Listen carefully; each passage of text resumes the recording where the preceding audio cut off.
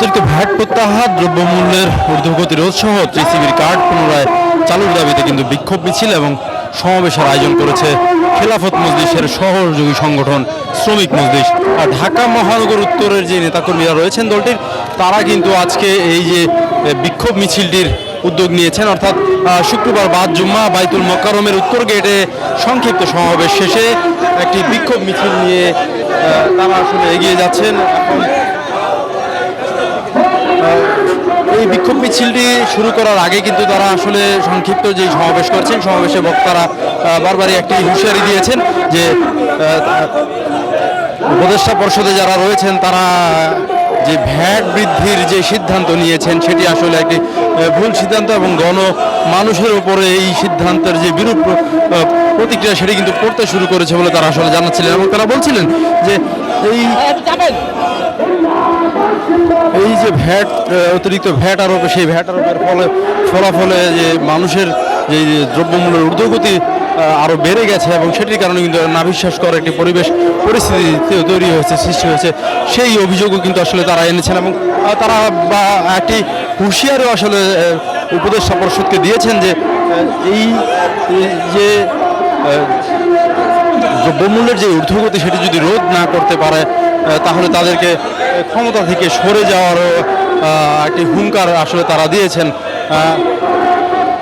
আপনারা নিশ্চয়ই দেখছেন যে মিছিলটি বাইতুল মোকাররম থেকে বেরিয়ে এখন আসলে পল্টনের অভিমুখে যাত্রা শুরু করেছেন এবং তারা তাদের যেই দাবি দেওয়া সেগুলো কিন্তু আসলে তারা জানিয়েছিলেন। মিছিলটিকে ঘিরে মিছিলটির নিরাপত্তা নিশ্চিতের স্বার্থে কিন্তু রাজধানীতে যেই ঢাকা মেট্রোপলিটন পুলিশ, সেই মেট্রোপলিটন পুলিশের সদস্যরাও কিন্তু উপস্থিত রয়েছেন।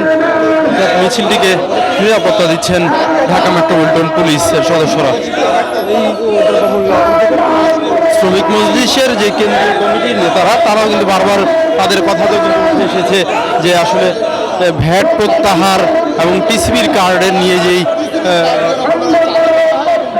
টিসিবির কার্ডের বিষয়টি কিন্তু আসলে তারা গুরুত্ব আরোপ করেছেন। তারা বলছেন যে একই সাথে এত পরিমাণ যে কার্ড বাতিল করা হলো সেটি আসলে একটি ভুল সিদ্ধান্ত। যদি আওয়ামী লীগের আমলে কেউ রাজনৈতিকভাবে কার্ড পেয়ে থাকে তবে তার কার্ডগুলো বাতিল করা যেত, কিন্তু এককভাবে এতগুলো কার্ড বাতিল করা এটি আসলে অন্যায় করা হয়েছে বলে তারা অভিযোগ করছেন। দর্শক নিশ্চয়ই দেখছেন যে রাজধানীর পল্টন এলাকায় একটি বিক্ষোভ মিছিল করছেন শ্রমিক মজলিসের নেতাকর্মীরা। দ্রব্যমূল্যের দাম অনতিবিলম্বে সাধারণ মানুষের ক্রয় সীমার মধ্যে আনতে হবে। দীর্ঘ 15 বছর আওয়ামী লীগ দুঃশাসন থেকে এদেশের ছাত্র সমাজ, ইসলামী দলগুলো, জাতীয়তাবাদী সকল মিলে আওয়ামী লীগকে উৎখাত করে একটি সুন্দর সমাজ, একটি সুন্দর রাষ্ট্র, কৃষক শ্রমিক সকলের অধিকারের আশা করেছিল। কিন্তু আজকে যে লাউ সেই কদু, আজকে দেখা যায় দ্রব্যমূল্য ঊর্ধ্বগতি। আজকে উপদেষ্টা বলেছিলেন প্রবাসী ভাইদেরকে এয়ারপোর্ট তাদের নিরাপত্তা, সব নিরাপত্তা, কিন্তু আমরা দেখতে পাচ্ছি সেই দিন ওই আওয়ামী লীগের দূষর এয়ারপোর্ট রয়ে গেছে, আমাদের এক প্রবাসী ভাইকে সবাই মিলে পেটেছে।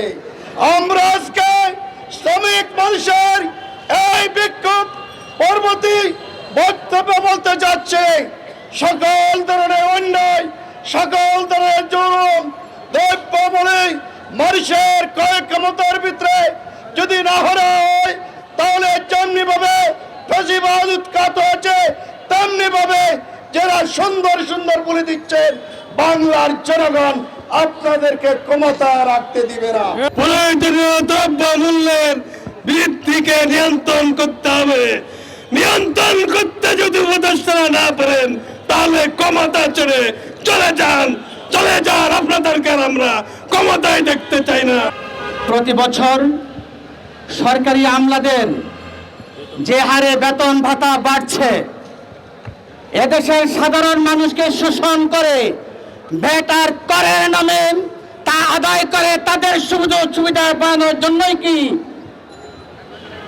এভাবে ব্যাপক হারে ভ্যাট আর কর মানুষের উপর চাপিয়ে দিচ্ছে? গোটা জাতির এখন এটাই জিজ্ঞাসা। আপনারা জানেন এদেশের খেটে খাওয়া মানুষ দুবেলা অন্ন বস্ত্র বাসস্থানের জন্য যেভাবে সংগ্রাম করে, এসি রুমে বসে বসে প্রতি বছর যে সুযোগ সুবিধার আর্টিকেল তৈরি করা হয়, এদেশের মানুষকে শোষণ থেকে, জুলুম থেকে মুক্তি না দেওয়ার এক দীর্ঘ পরিকল্পনা। আওয়ামী লীগ গেছে, বিএনপি গেছে, জাতীয় পার্টি গেছে, নতুন সরকারকে স্বাগত জানিয়েছি। ভাগ্যের কি কোনো পরিবর্তন হয়েছে? এরা সকলে গণতন্ত্র, পুঁজিবাদ, সমাজতন্ত্র, জাতীয়তাবাদ আর ধর্ম নিরপেক্ষতার মতন কুফরি মতবাদ দিয়ে রাষ্ট্র পরিচালনা করে, ঠিক কি ঠিক না? আমরা মনে করেছিলাম তারা জনগণের পাঁচ বনে ক্ষেত্রে কল্যাণকর উদ্যোগ গ্রহণ করবেন। আমরা লক্ষ্য করলাম এই সরকার বিশ্ব ব্যাংকের প্ররোচনায়, বিশ্ব ব্যাংকের প্রেসক্রিপশনে আপনারা লক্ষ্য করেছেন 100-র বেশি নিত্য পণ্যের উপরে আজকে ব্যাট বৃদ্ধি করেছে। আমরা বলতে চাই, আজকে যারা টিনদারি ব্যবসায়ীরা রয়েছে, যারা লক্ষ লক্ষ কোটি টাকা বিদেশ পাচার করেছে, ওই টিনদারি ব্যবসা প্রতিষ্ঠানগুলো, ওই টিনদারি ব্যবসায়ীরা, টিনদারি শিল্পপতিরা, তাদের যে আয়কর রিটার্ন দেওয়ার কথা, তার 40% আপনারা উত্তোলন করতে পারেন নাই।